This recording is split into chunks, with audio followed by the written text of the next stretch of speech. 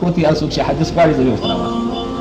رسول الله وایي که تاسې داسې خلک ولیدل چې غټ غټ سرونه یې وه دا وریښتان یې غټ و ببر هغه وګوري هغه شیطان دی بذاتیني شیطان دی نور تاسو خلا شکر سرونه دا نږدې دغه سلماني والا سره زرین پاکې راخلي سرونه م را جوړوي 10 افغانۍ ورکړو وا مبارک مصر په پیسو باندې رانیسو ګلره 10 افغانۍ نه که 40 افغانۍ زما څخه نه اخلي هغه ورځ ما ورته وویل ما ته دا زما سر راټولوي که زه به سر کوچنی کوم اخر چې راوتلم بهرول کاري صاحب پیسې پرېږدم ما زه پرې یوه ځای بیا در کوم دغه دوکاندار راته ویل نو ګرده ورته تخته سوي دي پر نوبت باندې ورته ناست یو وایي زما ژړ راوخوره بل وایي زما د را کوچنۍ که بل وایي زما د را غټه که بل وایي زما د څنګه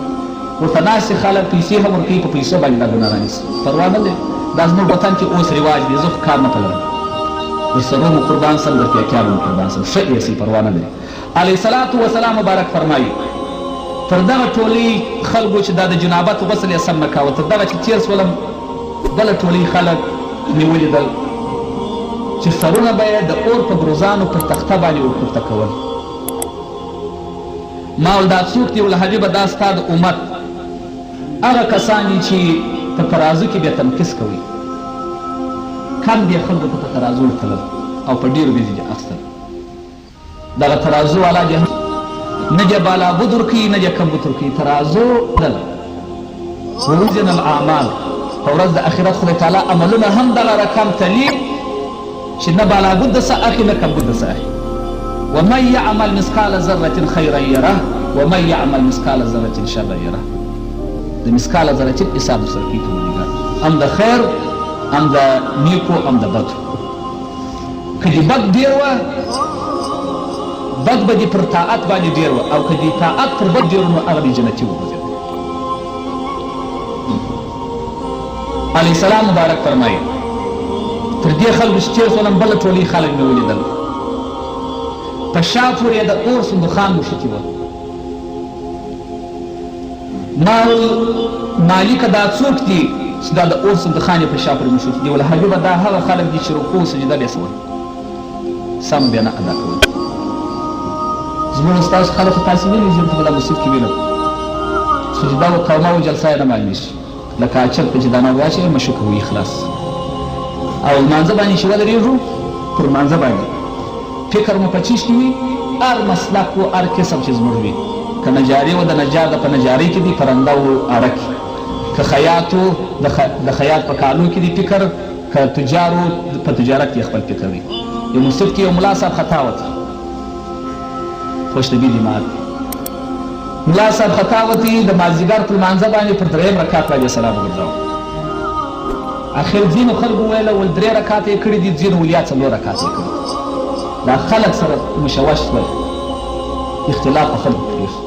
ځینو خلکو ولیا 4 یې وکړه ملا صاحب ځینو ولیا 3 یې وکړه په پای کې یو سړی ناست دی هغه څه نه وایي دا خلکو ورته وویل د پای سره تبارون ټولې نه وایه صاحبه ته څه پکښې وایه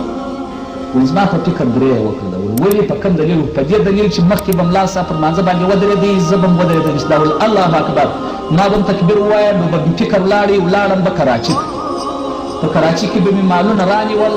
موټر ته به مې ورکړله را به غللم د کوټې په منډۍ کې به مې کښته کړل د کوټې څخه به مې بل موټر پر واچول را به مې وړل چې د ویش په منډۍ کې به مې کښته کړل ملا صاحب سلام وګرځاوه او نن چې مې په کوټه کې کښته کړل ملا صاحب سلام وګرځاوه په دغه خاطر یې 3 رکعته دا سړی ورته ناست ول په دغه خاطر یې 3 رکعته د ټول اتفاق پر دغه څه چې ملا صاحب 3 رکعته مې کړي دي درته لمونځ راوګرځاوه نو زموږ منځونه د خدای لري چې زموږ فکرونه په هغه شي کې وي چې هغه موږ یې کسب کړو فکر مو په هغه کې په هر صورت باندې علیه الصلاة وسلام مبارک فرمایي تر دې ټولۍ چې تېر شولم بله ټولۍ خلک مې ولیدل سرونه یې په ډبرو ورماتول و مالک ته د دوزخ مې وویل چې دا څوک دي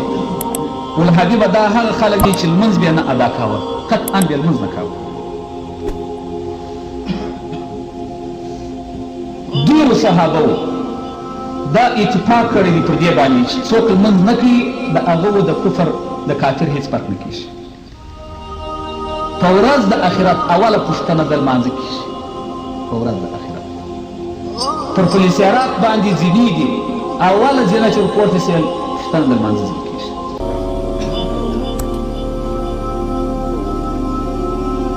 علیه السلام وایي تر دې در بیا لمانځیانو تر ټولۍ چې په دوزخ کې په غوټومه کې تېر شولل یو ټولۍ ښځې مې ولیدلې په عذاب باندې مبتلا وې ما ویل مالکه دا کومې ښځې دي؟ ویل حبیبه دا هغه ښځې چې خپل زوی ته به یې شیدې نه ورکوئ شنی و یا به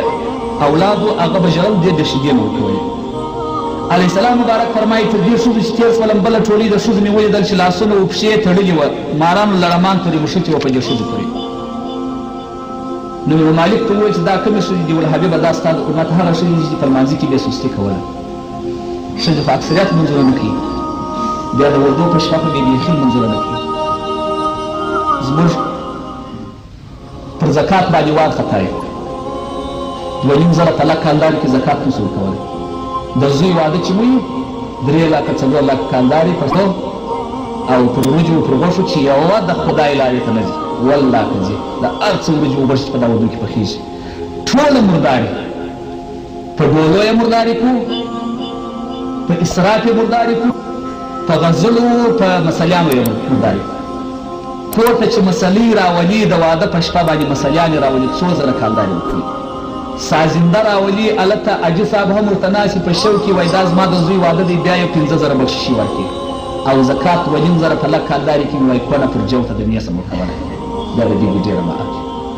د هر چا دولت و پیسې چې ډېرېږي پرون ته یو سړي ویل ماري صاحب ښکنځل قطعا د ښکنځل نه کوم العیاذ بالله خدای تعالی مې د ښکنځلو څخه وساتي دا عین نصیحت یو سړي ویل ورته دوکاندار ته ودرېد نو مال څنګه دی کاري صاحب ښکنځل کوي که یار دارو د ښکنځلو یې لا قربان سم ما یې زه ښکنځل نه کوم مګر په باب کې د هغه کسانو چې ښکنځل ورته راجع کېږي او غوټ یې کوم حمد وي خدای له سم دم دی درته ناست یم 1.5 ساعت تقریبا د جمعې د لمانځه مخکې کړی دي دا دی اوس بیا 1 ساعت یو پاک تطبیق بیا درته کوم باندې اعصاب دې هر څه باندې پوهېږم ښکنځل ولې کوم مګر دغه ځای زما درد راځي چې د زوی پر واده باندې په لکو پیسې خرڅوو او پر زکات باندې مو پشتک تنګ وي دغه ځای ته زه داسې اریان تللی وایي چرګه چې چاغېږي پشتک یې تنګېږي دنیا چې ډېرېږي همدغه رقم د انسان زړه ورسره کوچنی کېږي په هغه شپه څه چې ښځې ورځي کومې ښځې لمونځ کړی دی هغه شپه چې په کاستلانو کې وخېږي مخان یې لڅ کړي وي سترګې یې شنې د غوږو پرې شنې کړي وي دا خپلې سترګې زما او ستا ماندینه ده په موټر کې ناست دی هنداره ګوري خلک ورته ګوري دا په کوم شریعت اسلام کتاب و قرآن باندې روان مسلیانې راولو شلې ورته کوو سازونه غږوو موټران ورپوشه کوو ښځې راباسو په عامه ایرات دروازه کې د یو ښه حاجي صاحب د زوی ښځې راتاکوي د لې راخسته کوي الرقص والمزمار وضرب الكوذب ورقص حرام بالاجماع په 4 سره مذهب خدای تعالی عز وجل حرام کړی موږ یې کوو حرام کار یې پرېږدو ملا صاحب دا ته ناکره ته وایه چې دا حرام کار مه کوه کوم یې خدای دې توفیق هم پر درکړي نو ځان وکنم ټینګوه د خدای و عذابو ته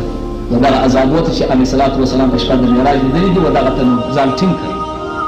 که مؤمن و مسلمان یې د خدای په قول و د علیه السلام په قول باندې وکړي د اسراف و د دغو شیانو که هغه که یې نو زکات هم ورکوه زکات باندې ورته څنګه به زه زکات ورکوم د 1 لک کالدارو زکات 2.5 زره څنګه ورکړم او هلته چې قسمادرۍ ته کښېنه یې هر څه چې مصرفېږي چې دي د شیطان په لار باندې هغه مصرفېږي په هر صورت باندې دا خبرې دي